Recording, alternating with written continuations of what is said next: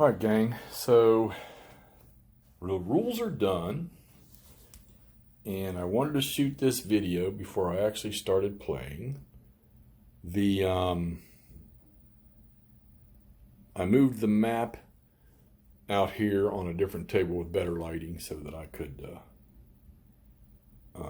well, the room I'm in the most out front here, and I know that if it's sitting out here, better lighting. I like the environment out here. And then, of course, every time I'm sitting in the game room, I keep looking over at my 3 days of Gettysburg, which I'm afraid, unfortunately, that's going to come down, and I'll have to revisit that game later. But I wanted to set this up and show you what it looks like before we start playing, because it's kind of interesting, because the map with counters looks a lot less intimidating than the charts do. So let's take a look at the map. So you'll notice that I've got the units in their proper locations now on the map. So you deploy the units with the leader and their force marker, okay? If a unit has no leader, then the unit is on the map. The only oddball icon that is not assigned is that train, and both sides have them. I'm going to check on that later. You got an individual cab unit down here who is dismounted, so they got to find some horses somewhere. And here's the Confederate train down here in Atlanta. So we're playing the south to Resaca scenario. Pardon the lighting over there in that corner. These are reinforcements for the Confederates that'll come on later. I think we're starting on turn 2. And this game goes from turn 1 to turn 16. All right. So from, what is that, May 1st? May 1st to July 16th. Gee, maybe I should have chosen a smaller scenario.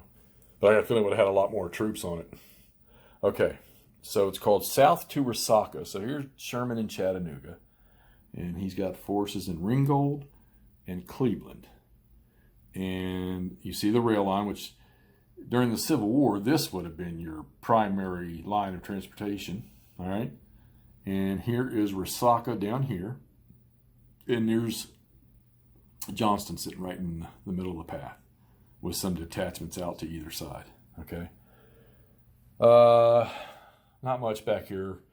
The Confederacy, they do have a cavalry corps underneath there, which is a specialized unit. And then they got some scattered units down through the back here. Okay, so I do like the fact that they have terrain effects right here on the map, and it's a good-looking chart. The weather table looks massive. I'm getting ready to roll for weather here in just a minute. I'm getting ready to start the sequence. So let's get over here to these charts. Let's look at the Union chart here. Okay, so you have each one of these boxes covers your commands. All right, so on the board, you put your senior commanders and their force markers. A senior commander is an Army commander for both sides.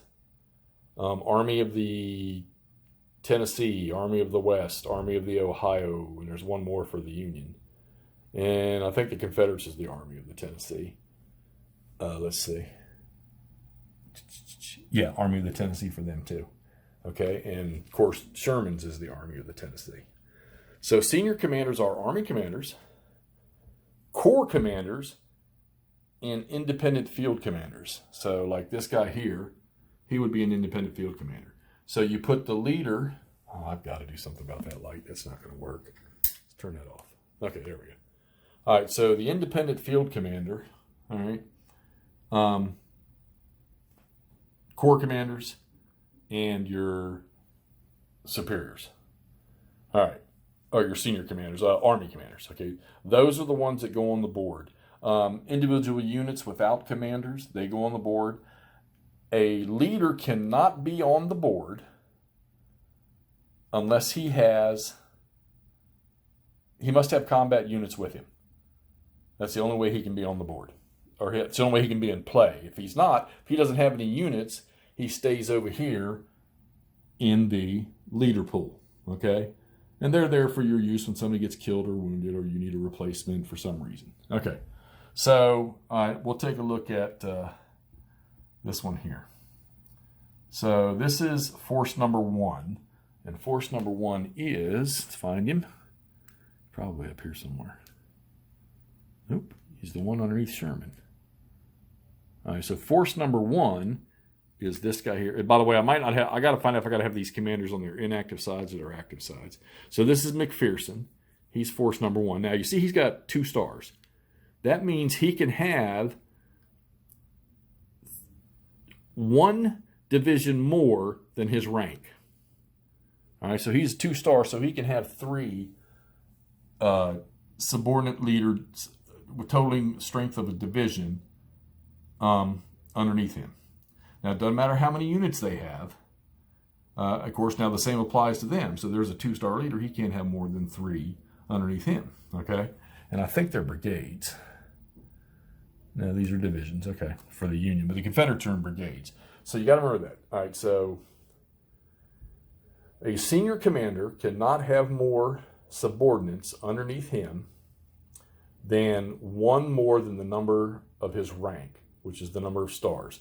And that's why they have brevets in this game, because if you get a commander killed and the only leader you can replace him with doesn't have enough rank to command that many units, you have to brevet him, which breveting is terrible because they're going to lose effectiveness when you do that. I notice they take like a -1 or something.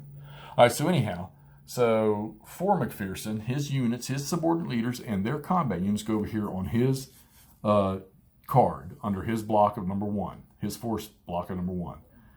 His core headquarters unit goes up there in that status box, right? So the units are effective right now. If they become broken, you'll move them over here.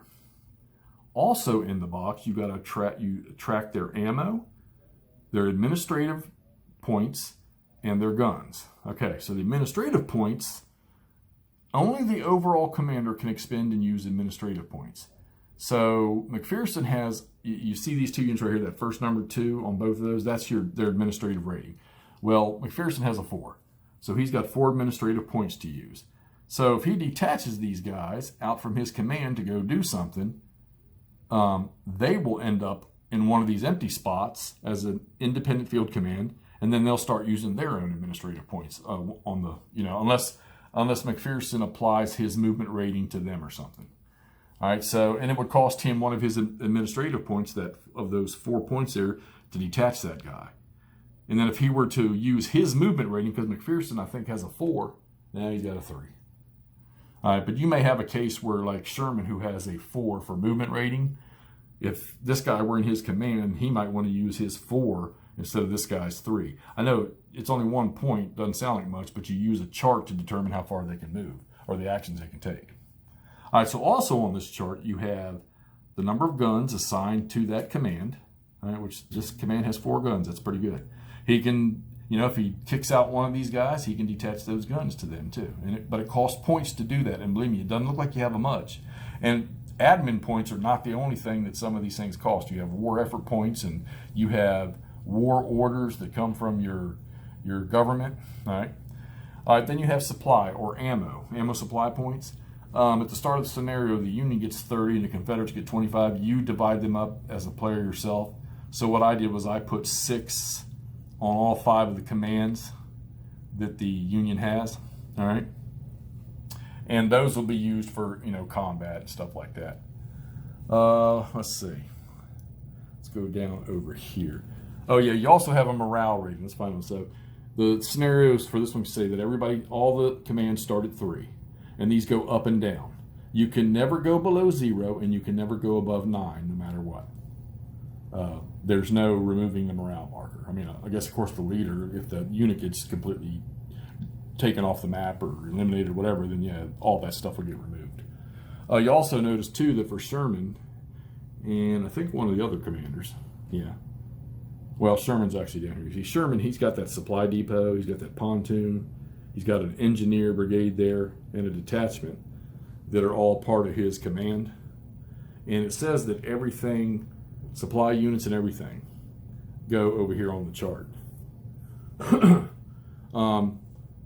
Remember that if a command moves, I'll go back through the rules again as I'm going, but the supply depots, I think, have to be in a city along a rail line. And the other side of them, let's see, is the supply wagon. And those move at a set rate. I think it's 8 movement points. So, and they have to have a combat unit with them. Minimum is a detachment. I know way over here to the right, you've got, it's kind of that's your records table. Each side has one. The Union starts with 100 war effort points. They don't get any replacements on the first turn. I don't think they have any in the scenario. The Confederates get 1 a turn. There's no victory points right now. And the quarter is not there for me to give away to the winner. It's to hold that plastic down. It keeps wanting to buckle up. And on the Confederates, they get replacement point. They start with 90 war effort points. And they have this other morale track, which I got to go read the rules that's written right there. It's set at 3. And I don't know if that's what creates their overall and you adjust that or not. But they have the same setup. I already have one rule right off the bat that is, or 2 things already off the bat that were messed up in the setup. There's 1 3-size cav unit short in the counter mix, and that it calls for in the game. So I ended up using a 2, cheating the Confederates. And they say that for the cavalry corps, where's he at? There he's up top there. That you put the headquarters on the board, but you put the leader and the force marker over here. Well, how am I going to know what force belongs to him if the force marker is over here? So I just said, well, we can't do that. Now, there's rules in this game for screening and scouting that apply to hidden movement, and I cannot figure out a way around it. I'd have to really sit down and think about a dice roll system for that. But the problem is, you know, if you were playing this against somebody else, you would write down if a cavalry force is screening, or entrenchments can screen the troops in the entrenchments. But if a cavalry force is screening, they can't be seen until a Union, there's methods for like an enemy unit to move into them, to bump into them or something like that. That's when they have to be revealed. Well, I can't do that, obviously. So this one's going to be fairly straight up. I can see everything open play, which, you know, when you're solo playing, that's the way it happens most of the time. These are your war effort bids or whatever. I'm getting ready to get into that. That's how you determine who's going to go and how much they're going to spend to do it and stuff like that. But like I said, you burn these administrative points. When you're in combat, you use the guns to get die roll modifiers. You get a +1 for every gun in a battle. Of course, you know, the enemy can counter if he has guns. Let's see what else we got.